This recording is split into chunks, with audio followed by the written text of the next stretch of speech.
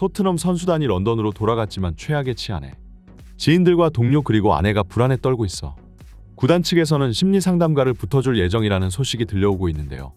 하지만 이마저도 해결될 기미가 보이지 않으면 차라리 안전한 나라로 가족들을 잠시 대피시키겠다며 그리고 그곳은 아마 한국이 될 것이라는 선수들의 반응이 이어지고 있는데요.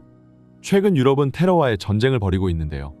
유럽 곳곳에서 종교적 이념이나 가치관이 충돌하여 다민족 문화를 만들겠답시고 난민들을 받아들이더니 홍역을 앓고 있는 것이죠. 특히나 이슬람 급진주의자들과의 충돌이 심해 심각한 사회 문제로 번지고 있습니다. 이런 상황에서 영국 내의 반무슬림 정서는 더욱 심해져 이제는 기존의 영국인들이 폭력 시위를 벌이고 있는 사태인데요.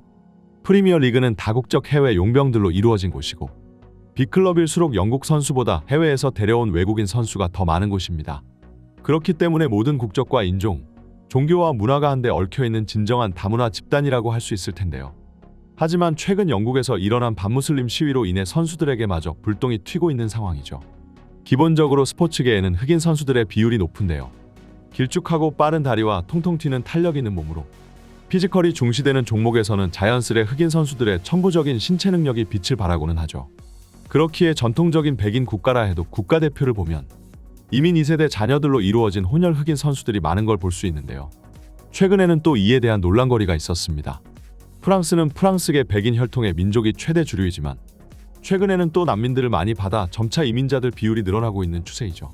자연스레 스포츠 쪽에서도 혼혈 선수들이 많아지고 있는데 그 유명한 지네딘 지단도 알제리계 노동자 집안에서 태어난 이민 2세대 출신이었습니다. 그리고 최근 프랑스 국가대표팀은 한두 명 빼고는 전부 아프리카계 흑인 선수들일 정도로 이제 대표팀에서 백인 선수를 쉽게 찾아볼 수 없게 되었죠. 그러자 주변 유럽 국가들은 이게 아프리카 팀이지 어딜 봐서 프랑스 국가대표팀이냐고 조롱하고 있는 상황인데요. 심지어 이런 조롱이 온라인상으로 그치는 것이 아니라 현실에서도 이어져 최근에는 아르헨티나 대표팀이 프랑스 선수들의 국적을 모욕하는 조롱 챈트를 자신들의 버스에서 불러 이제는 프랑스와 아르헨티나 사이에 국가 감정으로까지 번지고 있습니다. 첼시에서 뛰는 엔조 페르난데스가 SNS 라이브를 켜고 버스에 함께 타고 있는 아르헨티나 선수들과 함께 이 노래를 따라 불렀는데 그들은 프랑스에서 뛰지만 사실 전부 앙골라 출신이다. 잘 뛰어다니고 트랜스젠더와 하길 좋아해 음바페처럼 말이다. 엄마는 나이지리아 아빠는 카메룬 근데 국적이 프랑스다라는 내용으로 프랑스 대표팀과 그 선수 가족들을 모욕하자 프랑스 축구계는 한바탕 뒤집어졌죠. 심지어 엔조 페르난데스가 속한 첼시에도 아프리카계 흑인 선수들이 여럿 있는데 이 사건이 터지자 팀원들이 인스타를 통해 엔조 페르난데스를 저격하면서 동료들 사이에 완전히 금이 가버리고 말았는데요. 게다가 함께 노래를 따라 부른 아르헨티나 선수들 중에서는 토트넘의 팀원인 로메로와 로셀소도 함께 존재했죠. 최근 토트넘의 남미 선수들이 그야말로 온갖 곳에서 사건 사고를 치고 다니는 중인데 벤탄쿠르는 또 방송에서 손흥민 선수에게 인종차별을 하며 무리를 빚기도 했습니다. 이처럼 인종차별에 대한 인식과 교육 부족 그리고 문화의 차이에서 비롯되어 함께 생활하는 동료들끼리도 충돌을 빚고 있는 상황인데 철저히 분리되어 살아가는 이민자 난민들과 무슬림 그리고 백인으로 이루어진 일반 유럽인들 사이의 갈등은 말할 것도 없겠죠. 이들 사이의 갈등은 점점 확산되어 이제는 스포츠계에도 큰 악영향을 끼치고 있는데요. 2017년 이슬람 극단주의자가 일으킨 맨체스터 경기장 테러는 23명의 사망자와 1017명의 부상자를 나오게 만들었고 이 사건은 영국 내 반무슬림 정서를 더욱 심화시켰습니다. 그리고 이들 사이의 갈등은 현재에 와서도 그대로 이어지고 있는 중인데요. 최근에는 또 29일 사우스포트의 한 어린이 댄스 교실에서 발생한 참사가 그 원인이 되었는데요. 이 사건으로 어린이 3명이 목숨을 잃었고 영국 사회가 최근 심각한 갈등에 소용돌이에 휘말렸습니다. 하지만 범인의 정체를 둘러싼 허위 정보가 소셜미디어를 통해 급속도로 퍼지면서 극우 시위로 확산되었죠. 사건 초기 범인이 무슬림이라는 잘못된 소문이 온라인상에서 확산되었습니다. 이는 고 반이민 정서로 이어져 영국 전역에서 폭력과 테러가 기승을 부리게 되었는데요. 그러나 실제 범인은 영국 웨일즈 출신의 17세 청년 악셀 루다쿠바나로 밝혀졌으며 그의 가족 배경 역시 무슬림과는 무관한 것으로 확인되었습니다. 이러한 상황에서 트위터를 인수한 일론 머스크가 논란의 중심에 서게 되었습니다. 머스크는 자신의 소셜미디어 플랫폼에서 영국 정부의 대응을 강하게 비판했습니다. 그는 버밍엄에서 무슬림 순찰대가 백인 우월주의자들을 찾아다니고 있다는 도발적인 글을 게시하였고 왜 영국의 모든 공동체가 보호받지 못하는가라는 도발적인 질문을 던졌습니다. 현재까지 폭동과 관련하여 최소 400여 명이 체포되었고 100명이 기소되었다고 영국 가디언지는 보도했는데요.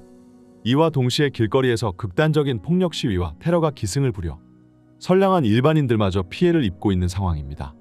특히나 마치 과거 흑인 BLM 운동을 방불케 할 정도로 거리 곳곳에서 가게를 부수고 물건들을 약탈해가는 백인들의 모습이 사진에 찍히기도 했죠. 이로 인해 현재 프리미어 리그를 비롯한 영국에 거주하는 해외 선수들에게는 주의 경고가 내려진 상황입니다. 토트넘 선수단 내에도 무슬림 선수들이 많은데요. 사르와 비수마, 특히 아프리카 출신 선수들은 90% 무슬림이라고 할 수 있죠. 심지어 비수마는 얼마 전 프랑스의 한 호텔 밖에서 변을 당하기도 했는데요. 강도들이 비수마의 얼굴에 최루탄을 뿌린 뒤 시계를 도난해 갔다는 겁니다. 프랑스면 그래도 유럽 선진국 중 하나이고 또 최근에는 올림픽 준비 기간이었는데 축구 선수마저 길거리에서 도난을 당할 정도이니 프랑스의 치안이 정말 심각하다는 것을 알 수 있죠.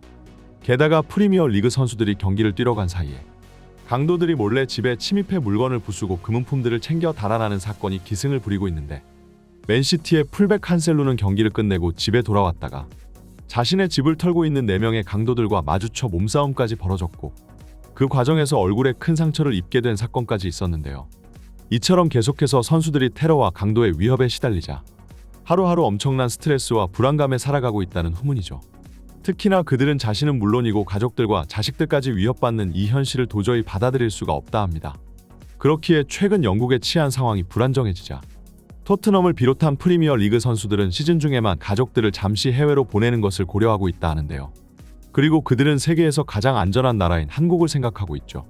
특히나 토트넘 선수단은 직접 내한을 와서 한국의 안전한 치안을 몸소 느꼈으니 더욱 한국 생활에 대한 신뢰감이 높을 수밖에 없었는데요. 특히나 바이에른 뮌헨 선수단이 한밤중 한강에 가서 라면을 사 먹는 장면은 해외 팬들을 놀라게 하였고 조회수 14만을 기록할 만큼 폭발적인 반응을 불러일으켰죠.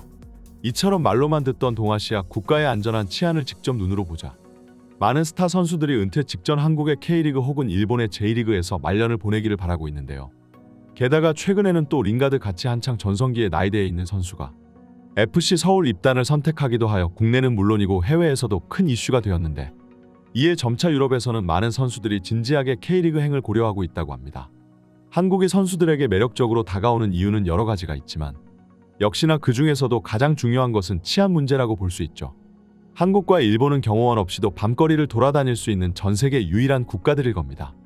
선수들 입장에서는 말년을 가족들과 편안한 생활 속에서 지내고 싶은 마음이 클 텐데 중동 리그는 돈을 많이 주기는 하지만 유럽과 다른 후덥지근한 기후에 무엇보다 가치관과 문화가 너무나도 달라 수백억을 받으며 중동으로 건너간 축구 선수들마저 가족들의 사우디 생활에 염증을 느껴 유럽 복귀를 타진하는 것으로 전해졌죠.